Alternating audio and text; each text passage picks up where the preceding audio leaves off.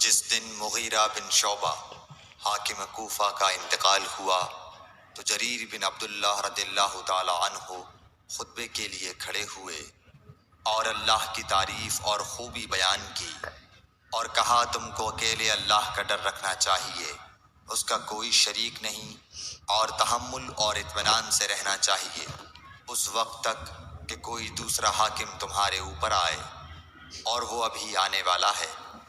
پھر فرمایا کہ اپنے مرنے والے حاکم کے لیے دعائے مغفرت کرو، کیونکہ وہ مغیرہ بھی معافی کو پسند کرتا تھا۔ پھر کہا کہ اس کے بعد تم کو معلوم ہونا چاہیے کہ میں ایک دفعہ حضرت صلی اللہ علیہ وسلم کے پاس آیا اور میں نے عرض کیا کہ میں آپ سے اسلام پر بیعت کرتا ہوں۔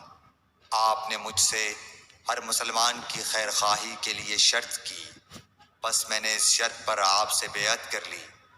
بس اس مسجد کے رب کی قسم کہ میں تمہارا خیر خواہ ہوں۔